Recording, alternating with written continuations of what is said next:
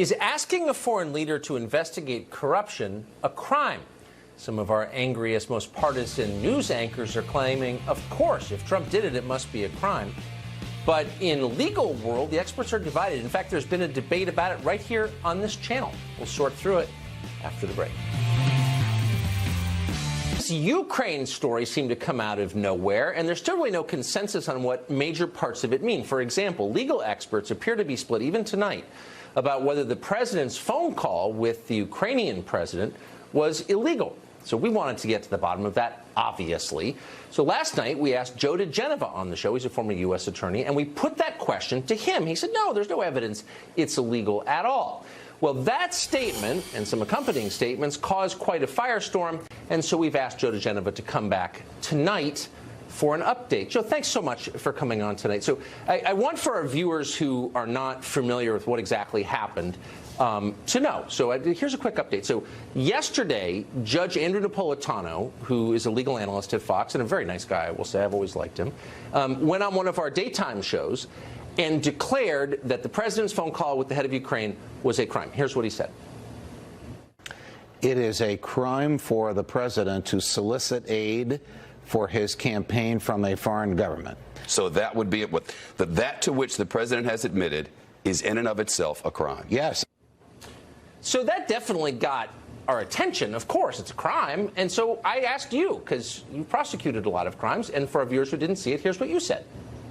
Well, I think Judge Napolitano is a fool, and I think what he said today is foolish. No, it is not a crime. Let me underscore emphatically that nothing that the president said on that call, or what we think he said on that call, constitutes a crime. And even if he had said, you're not going to get the money, it would not be a crime. Well, apparently, our daytime host, who hosted Judge Napolitano, was watching last night and was outraged by what you said and, quite ironically, called you partisan. Here's what he said.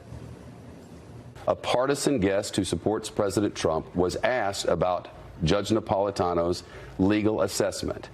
And when he was asked, he said, unchallenged, Judge Napolitano is a fool.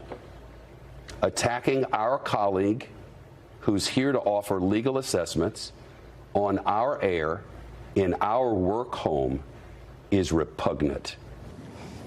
Repugnant! Not clear if that was you or me, but someone's repugnant. And here's what, finally, last soundbite, here's how Judge Napolitano responded. A lot of legal authority, and I join it on the other side. And the other side basically says anything that helps the campaign, whether it's cash or emails or smearing your opponent, is a thing of value. And therefore, requesting it is a crime. Yes. Now, unlike maybe some dayside hosts, I'm not very partisan, and it was a sincere question. Is it a crime or not? So given everything that's happened in the last 24 hours, I just want to throw it to you again. Was it a crime or not? Absolutely not. Now, let me sort of educate Judge Napolitano. The President of the United States is the executive branch under Article 2. He is the chief law enforcement officer of the United States. He can ask anyone, a citizen, a foreign leader, a question. He can make a suggestion about an investigation because he runs them. And by the way, in the latest set to with the whistleblower, the Office of Legal Counsel has said that requesting information from a foreign government is not a thing of value. It is not a foreign contribution. I must say this. I've been a U.S. attorney, an independent counsel, an investigative counsel on Capitol Hill in the House and the Senate. Judge Napolitano has never been a U.S. attorney. He's never been a federal prosecutor. He has never conducted a federal grand jury. I have done all of those things. If he wants to have an opinion, that's fine. I am not a paid Fox contributor. I am a guest of Fox Network. I come on when they ask me. So, and I am told, please, whatever you do, tell the truth. Don't make things up. Don't cover. So what I say, I believe, of course, as a matter of law, I know what I'm talking about in the law. I try to be truthful. Right. I was very truthful last night. Well, so that's kind of the crux of it for me. I mean, I'm not a lawyer at all. I mean, I'm as far from a scholar Lucky as you you. can be, and that's why. Well, that's why I solicited your opinion. But I also know that some things are subjective, and people of goodwill have differing views. Yes. And so that's why it doesn't seem honest to me when a host, any host on any channel, including this one, pretends that the answer is obvious. There is an ironclad consensus about what the answer is, when there in fact isn't. When it's a subjective question. That's not news, is it? That's opinion. No, it isn't at all. And you were asking me my legal opinion, and I gave it. Yes. Judge Napolitano gave his legal opinion, and he's entitled to it. But I can tell you, as a former United States attorney, I'm right. That's so interesting. Why do we find ourselves in a situation where people aren't willing to admit that their passions are guiding their news coverage? You know, just say, wouldn't it be better if we just said out loud, you know, this is what I think. And I'll just say, for example, you'll never hear me criticize Rachel Maddow. I don't agree with anything she says, but she's very straightforward about it. This is her opinion.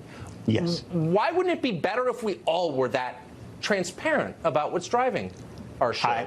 Tucker, I couldn't agree with you more, and that's why when I come on Fox, I say what I believe and what I know. Right. I never make things up. I never try to cover up for people. I am blatantly obvious about the fact that I support the President of the United States. Right. I believe he has been framed. I believe he is an innocent man. I will defend him to the death. And you know, Judge Napolitano just doesn't like the President of the United States. That's fine. He's entitled to that. He's entitled to feel that way. He's a disappointed office seeker. He didn't get the seat on the Supreme Court that he desperately wanted, and he's been mad about it ever since. And he showed it yesterday, and he showed it so many times over the last year. It's pretty embarrassing, actually, for me. Yeah. But, you know, I love the guy. God bless him.